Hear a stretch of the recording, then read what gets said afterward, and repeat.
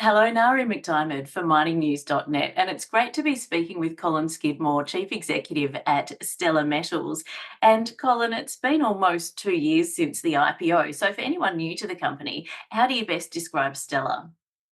Hello, and yes, well, Stellar Metals, we're focused on exploration in good mining districts, premier mining districts in Australia, and our focus is on critical metals. So those strategic metals which are required for this transition, which is required to not rely on fossil fuels. Our projects at the moment are all in South Australia and New South Wales, of which, when we first floated, we focused on South Australia, looking at copper and zinc, but last year, we moved across to Lithium and New South Wales, where we believe there is great opportunity for New South Wales to host significant lithium. In fact, it was one of the earliest mining districts of lithium back at the turn of the last century.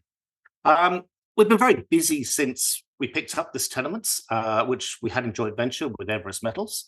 And we've been on the ground, we've done some geophysics in conjunction with Sensor, who had some grants from the New South Wales government.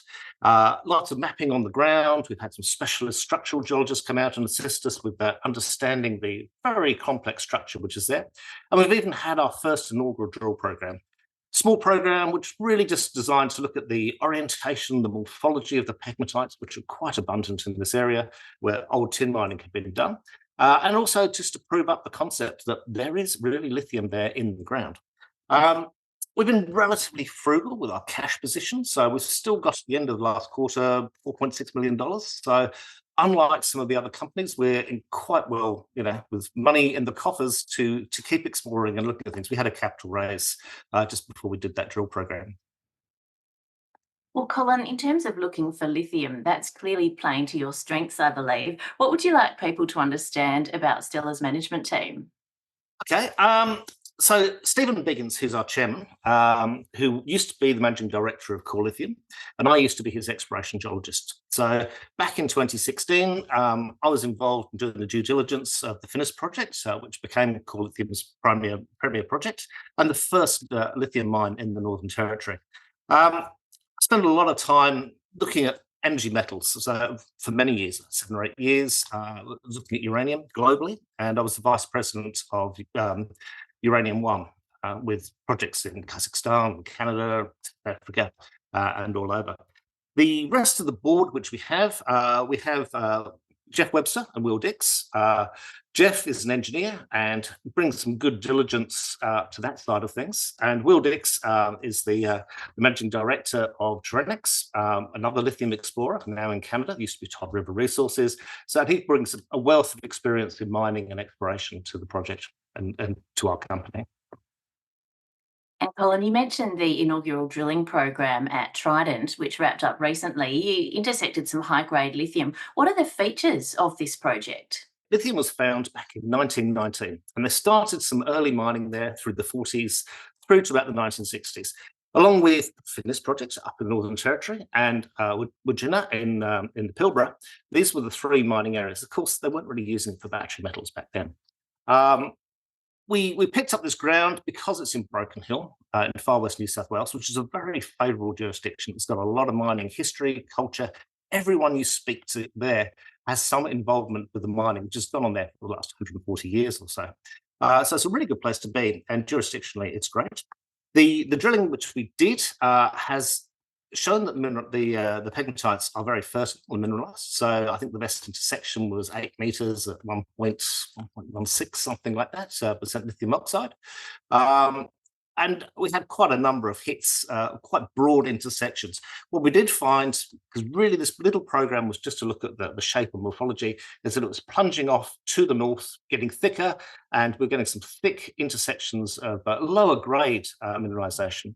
The key thing that we're looking for is spodumene, which only generally is found at depth. So the shallow drilling that we were doing in this drill program never really had a great chance to explore for that spodumene mineralization at depth, which is the main thing that people look for in the lithium industry.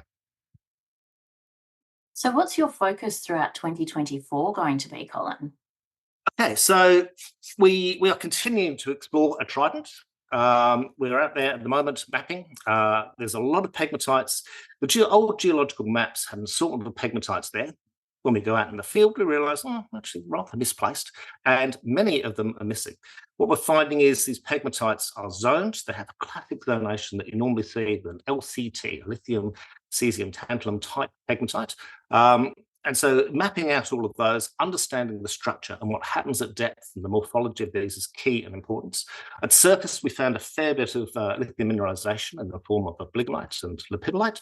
And so drilling is what's required to actually take that through. So we are planning additional drill programs later in the year, but at the moment we want to, because of the downturn in the industry, not rush out immediately and do another drill program, but just take a little bit more time and really understand where the best ones. 20 kilometers of strike length of these pegmatites. They're big, they're broad, they run for several kilometers. So it's a lot of ground and a lot of pegmatites that need exploring. Because of our cash flow, we don't actually spend a great deal and we have a fair bit in the bank. So we are looking at acquiring new projects, both in the surrounding area in the Broken Hill block, across Australia for lithium, but we're certainly also open to anything which is in that critical mineral space, which is what we believe is very important for the country, for the globe to sort itself out. So, Colin, to sum up then, why should an investor invest in Stellar Metals, do you believe? We have some good people.